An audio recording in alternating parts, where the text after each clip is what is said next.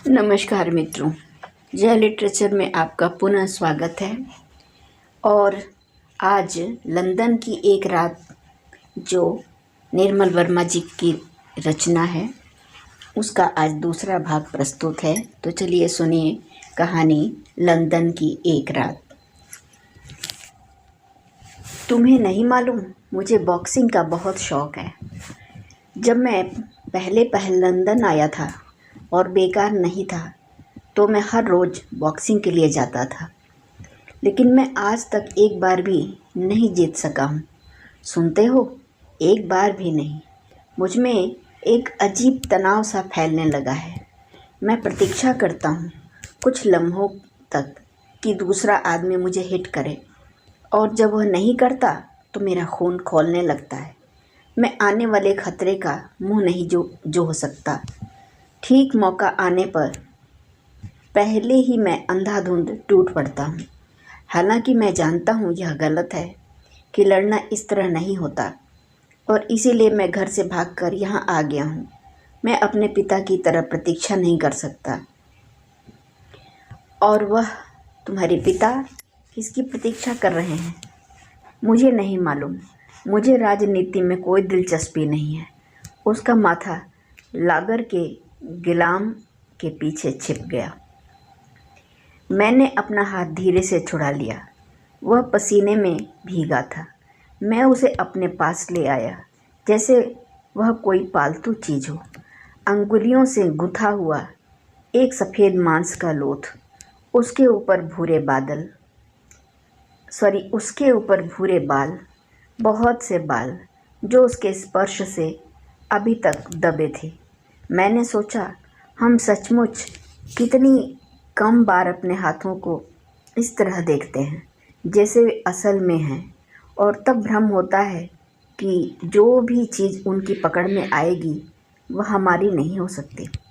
जानते हो, मैंने विली को रॉटर क्यों कहा? It is nothing. मैं उसके चेहरे को सीधी आंखों से नहीं देख पा रहा था, क्योंकि असल में मैं खुद एक हूँ। मैंने अभी तुमसे कहा था ना कि मैं अपने पिता की बहुत कद्र करता हूँ। हालांकि यह उसने मुझे कभी नहीं कहा था। तुम उन्हें नहीं जानते। वह जीवित भी हैं या नहीं मुझे नहीं मालूम। वे उनके पीछे थे। वे कौन? वे एक बहुत ही ठंडा आतंक, सांप की कुंडली सा उसकी आंखों में बैठ गया था। तुमने कभी नहीं देखा? उसने मेरे हाथ को अपनी हथेलियों में बहुत ही सख्ती से जकड़ लिया। उसके काले चेहरे पर सिर्फ सफ़ेद दांत नजर आ रहे थे, एक कान से दूसरे कान तक खींचे हुए, और मैं समझ नहीं सका कि वह हंस रहा है या सिर्फ एक भूले क्षण में उसके दांत खुद ब खुद खुले रह गए हैं। मैं यहाँ सुरक्षित हूँ, and for that I hate him like hell. हम चुपचाप पीते रहे। मेरे आगे एक घड़ी की डायल थी जिसे मैंने पहली बार देखा था। मैं सोचता हूँ मुझे एक सिगरेट पीनी चाहिए। मुझे लगता है मैंने काफ़ी मुद्दत से सिगरेट नहीं पी। तुम क्या सोचते हो? उसके स्वर में बच्चों का सा आग्रह था। कुछ भी तो नहीं। यदि तुम मेरी जगह होते तो क्या करते? तुम्हारी जगह पर? मैं हंसने लगा। मुझे आज तक यह भी नहीं मालूम कि मुझे अपनी जगह पर क्या करना चाहिए, लेकिन तुमने अवश्य निर्णय कर लिया होगा अपना देश छोड़ने से पहले। शायद बचने के लिए। किससे बचने के लिए? अपने देश के लोगों से, शायद और चीज़ों से भी जो अब मुझे याद नहीं। और तब उस क्षण मुझे लगा कि ज़्यादा पीना शायद संभव नहीं होगा। सुबह से कुछ भी नहीं खाया था। खाली अंतड़ियों को लागर भिगो गई थी।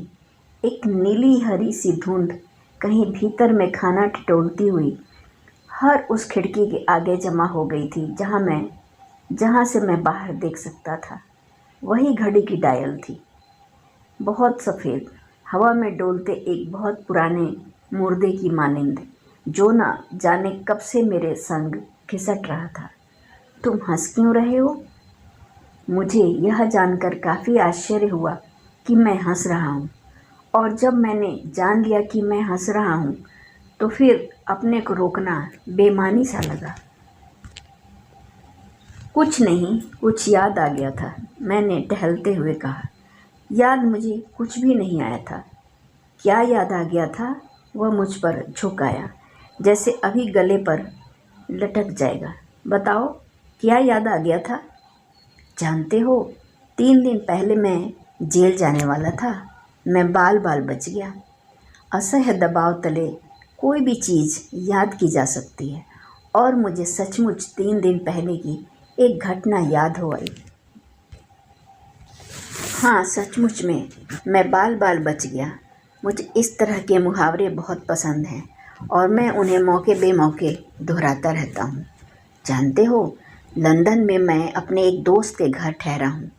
पिछले कुछ दिनों से उसकी गर्लफ्रेंड फिनलैंड से उसके संग रहने आई थी। कमरा एक ही था, इसलिए मैं बाहर रहता था। मैं दिन भर म्यूज़ियम की लाइब्रेरी में रहता और रात को सोने के लिए यूस्टन स्टेशन चला जाता था। हर रोज़ नियत समय पर मेरा मित्र कुछ शिलिंग दे जाता था। उस शाम किसी कारणवश वह मेरे पास नहीं आ सका। मेरे पास सिर्फ 10 पेनी बचे थे। दिन भर म्यूज़ियम में बैठे भूख का कुछ पता नहीं चला, लेकिन रात होते होते मैं अपने को नहीं रोक सका।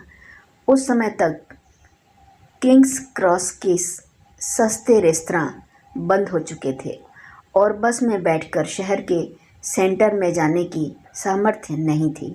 मैं काफ़ी देर तक वॉरेन स्ट्रीट स्टेशन के इर्द गिर्द बदहवास सा घूमता रहा। आखिर में एक ग्रीक रेस्तरां दिखाई दिया, जो ऊपर से काफ़ी सस्ता दिखाई देता था। आलू के चिप्स और टोस्ट का ऑर्डर देकर मैं भीतर बैठ गया। तुम जानते हो, ये चीज़ें सबसे सस्ती होती हैं, ज़्यादा से ज़्यादा 8 पेनी। मैं काफ़ी निश्चिंत था।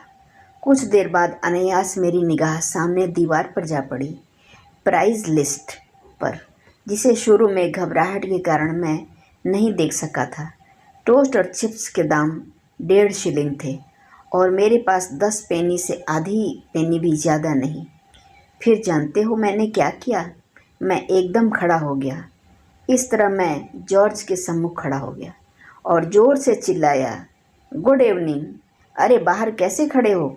और मैं सचमुच चिल्ला रहा था जॉर्ज के मुंह पर। होटल का मालिक उत्सुकता से मेरी ओर देख रहा था। मेरे एक दोस्त बाहर खड़े हैं, उनसे मिलकर अभी आता हूँ।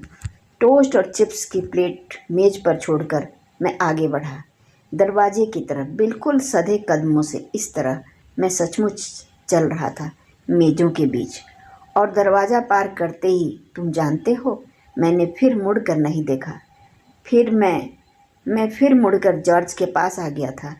लॉगर का एक लंबा घूंट पीकर मैं बैठ गया था। मैं बहुत देर तक भागता रहा था। और वह तुम्हारे पीछे था?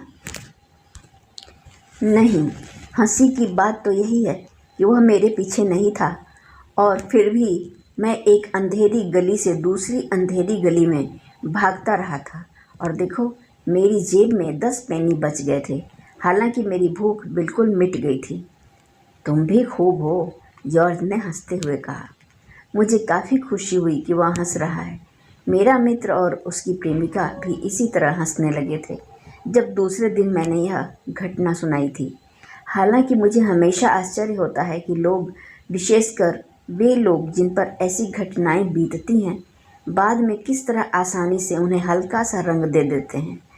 क्योंकि देखो, उस घड़ी में, बिल्कुल उस घड़ी में जब सचमुच घटना घट रही होती है, आदमी कितना बदहवास सा हो जाता है।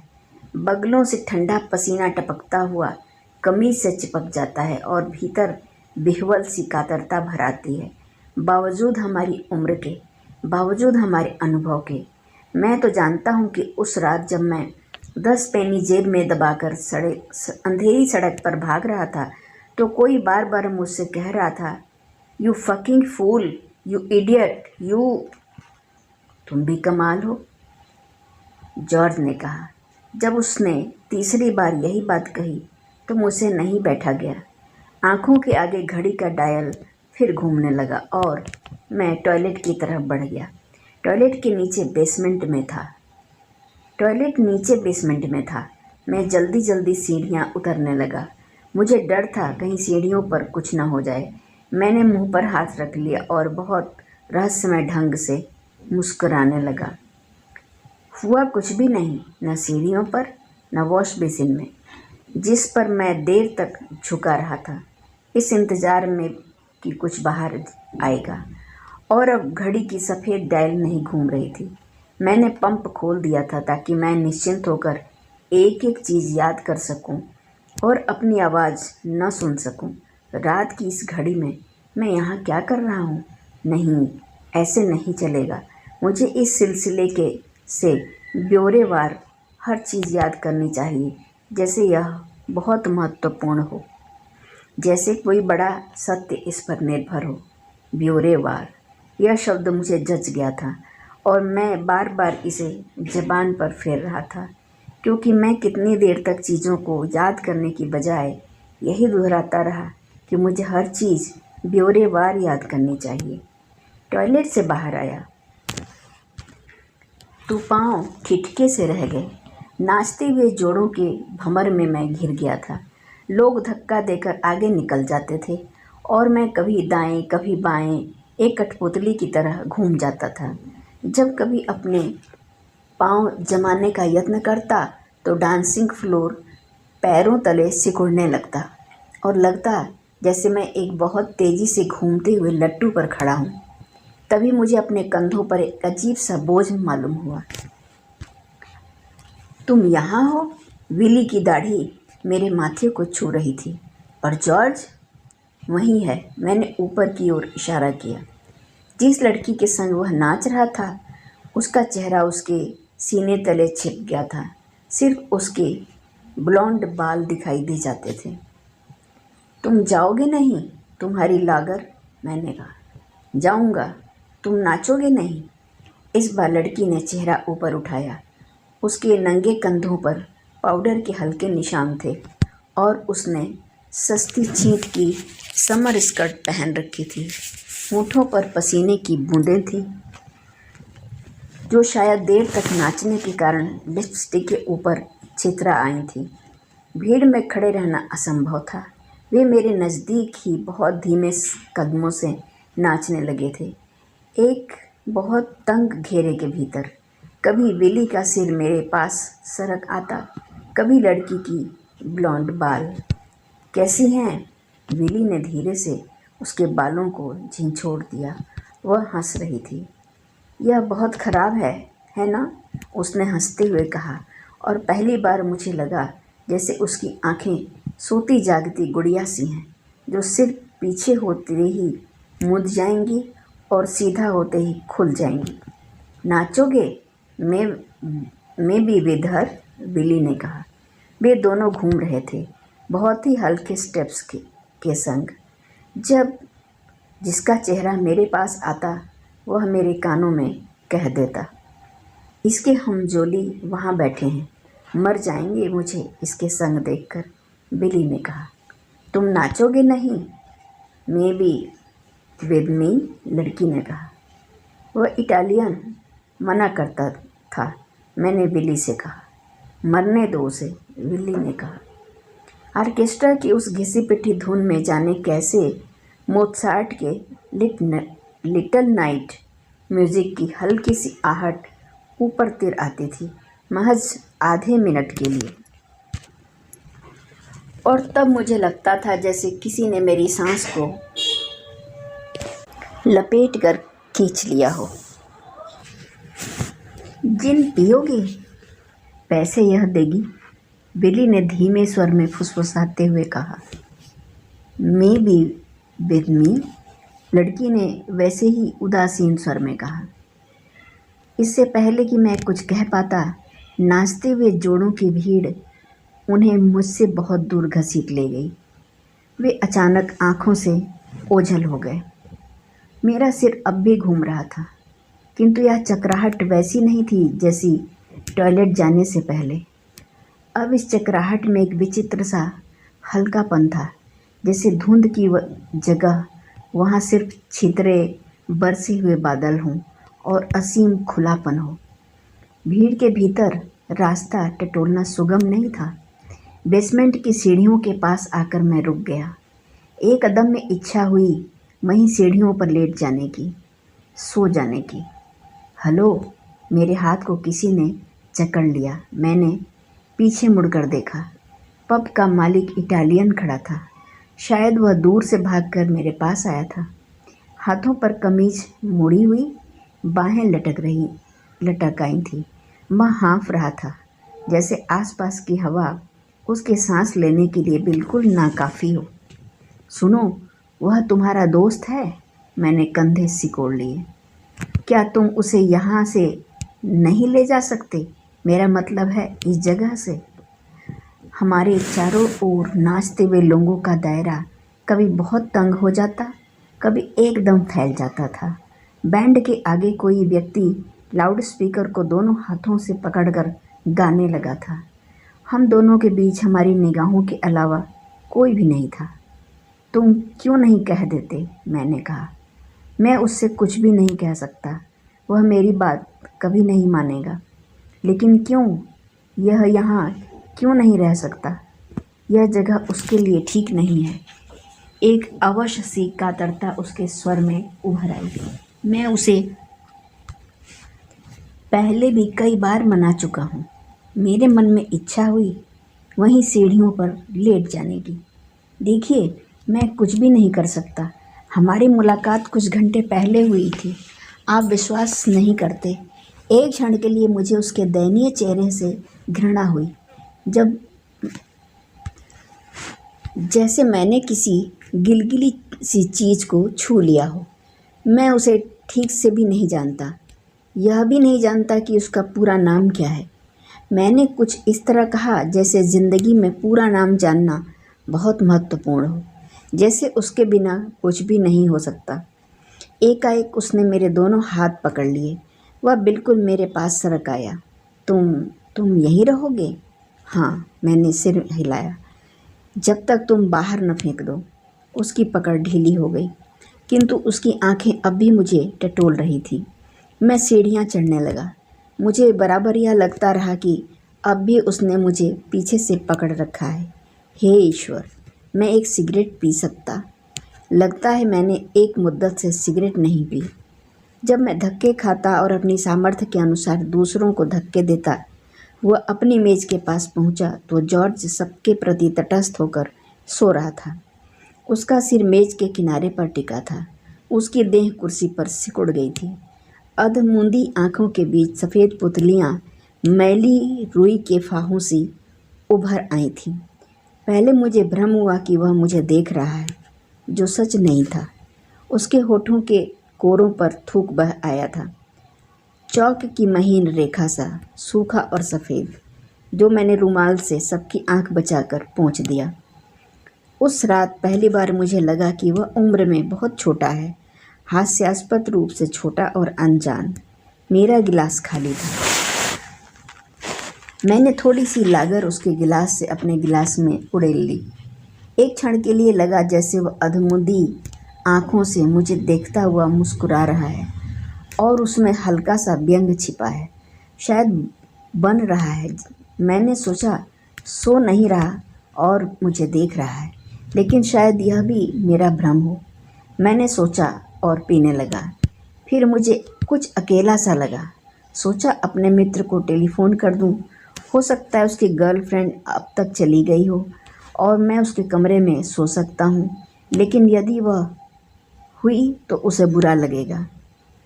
इसे उठा दूँ या कब तक ऐसे सोता रहेगा? मैंने सोचा इतनी उम्र में घर से भाग आया है और अब सो रहा है। मुझे एक एक पुरानी बात याद हो आई।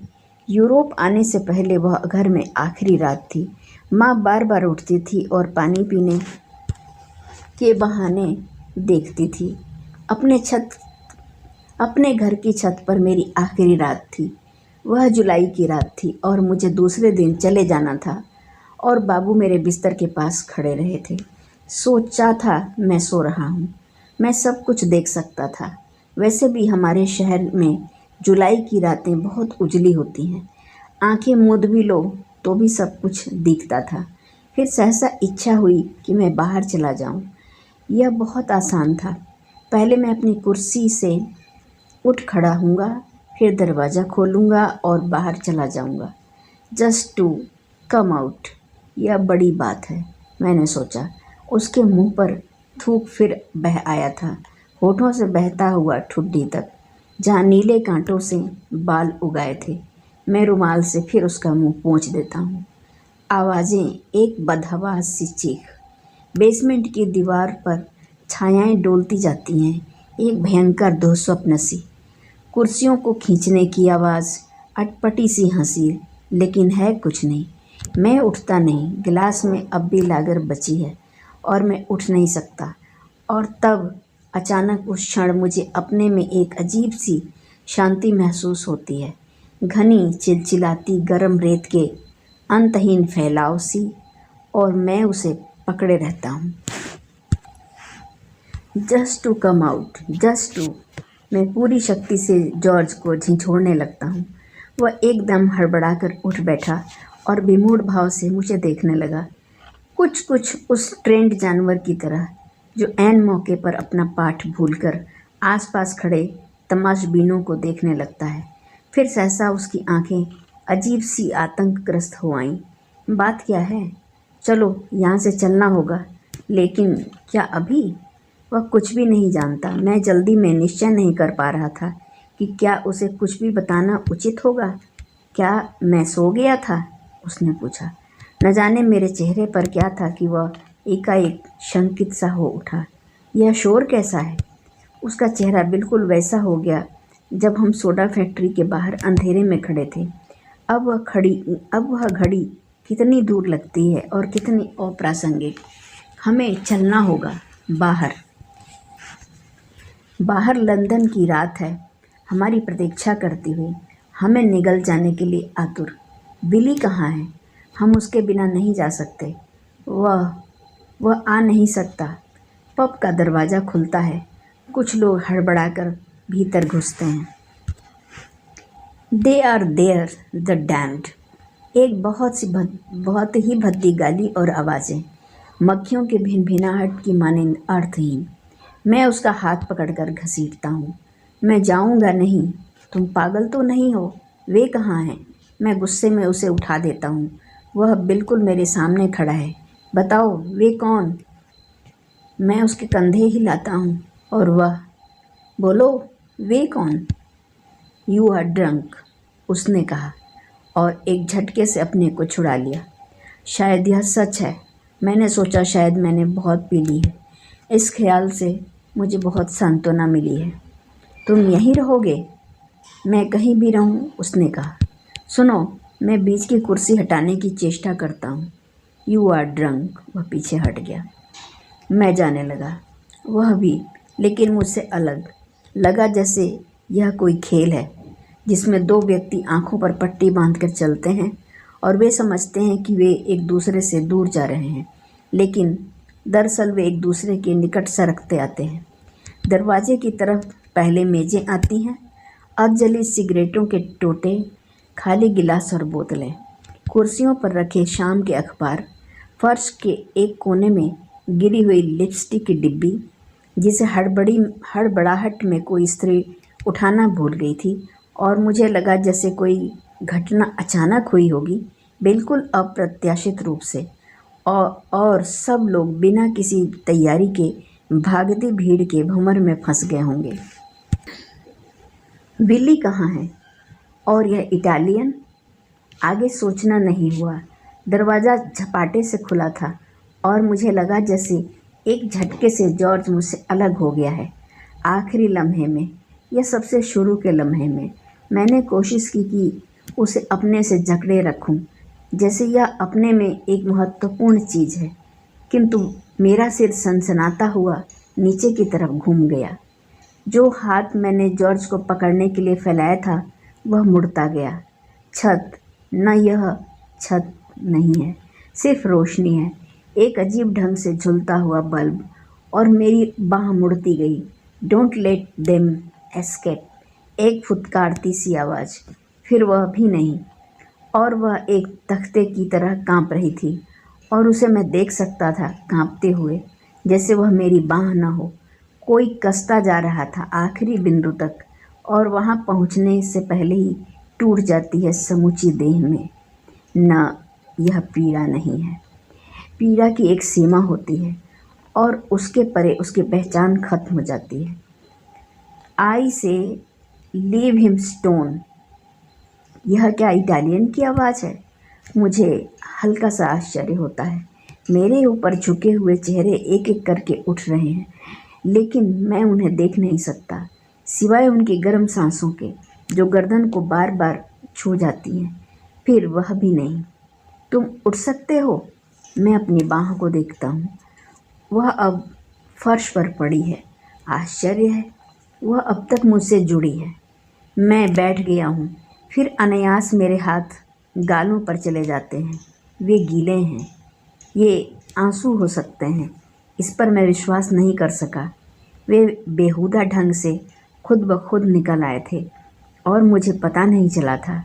कुछ उस व्यक्ति की तरह जो सुबह अपने बिस्तर को गीला पाता है और विश्वास नहीं कर पाता कि उसने ही। कुछ पियो। इटालियन मेरे इर्द गिर्द मंडरा रहा है। बिली कहाँ है? मैंने पूछा। वे उसे मार डालेंगे। मैंने तुमसे क्या कहा था? उसका गला अजीब ढंग से रुंध गया है। क्या कहा था? मुझे अब कुछ भी याद नहीं आता। तुम्हें मालूम है, तुम अगर उसे अपने संग ले जाते तो कुछ भी नहीं होता। कुछ भी नहीं होता, लेकिन जो हुआ है, इसे कोई रोक सकेगा? यह कोई भी नहीं जानता। अब मैं जाऊंगा, मैंने कहा। कहाँ? इटालियन दरवाजे के सामने खड़ा था। कहीं भी बाहर चारों ओर देखा, जॉर्ज कहीं भी नहीं था। मुझे हल्की सी खुशी होती है। बाहर? इटालियन को शायद विश्वास नहीं हुआ। वो शायद निश्चय नहीं कर पा रहा था कि किस सीमा तक मैं पी चुका हूँ, किस सीमा तक वह मुझे गंभीरता से ले सकता है। इस समय नहीं। वे बाहर खड़े हैं। सुनो, मैंने बहुत सहज भाव से कहा। मैं कुछ भी नहीं करूँगा, मैं सीधा घर चला जाऊँगा। कैसी बात करते हो? इस बारे वह एकदम भभक सा उठा। वे जानते हैं तुम बिली के संग आए हो। तुम उनसे बचकर नहीं जा सकते। बहस करना व्यर्थ था। वह मानेगा नहीं। बाहर एकाएक कोलाहल बढ़ गया है। एक क्षण के लिए टेढ़ी सी ओमठन मेरी पीठ पर सरकने लगती है, बर्फ़ के डले की तरह। इसे मैं पहचानता हूँ। डर है, बहुत शुरू का डर। अपने में बिल्कुल नंगा, बिल्कुल नीरव।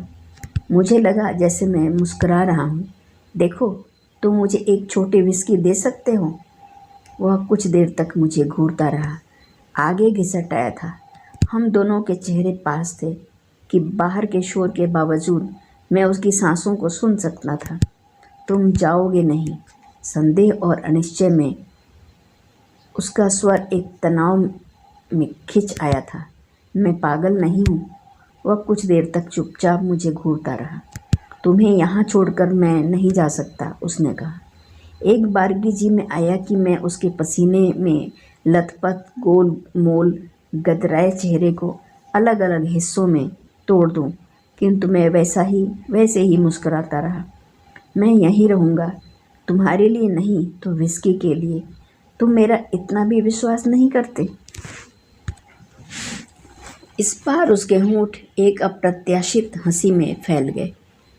उस हंसी में एक विवश निरीहता छिपी थी, मानो वह हंसकर खुद अपने को विश्वास दिला रहा हो कि उसने मुझ पर विश्वास कर लिया है। वह काउंटर की ओर बढ़ा, जहाँ विभिन्न शराबों और बियर की बोतलें रखी थीं। वह बार बार पीछे मुड़कर मेरी ओर देख लेता था। मैं खड़ा रहा।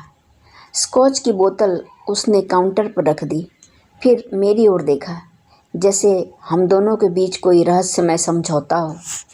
हमारा मौन जैसे इन आवाज़ों से बड़ा था, जो लहरों की मानिंद उठती थीं, एक दूसरे से उलझी हुई उठती थीं, दरवाजे में टकराती थीं और फिर अंतहीन अंधकार में बिखर जाती थीं।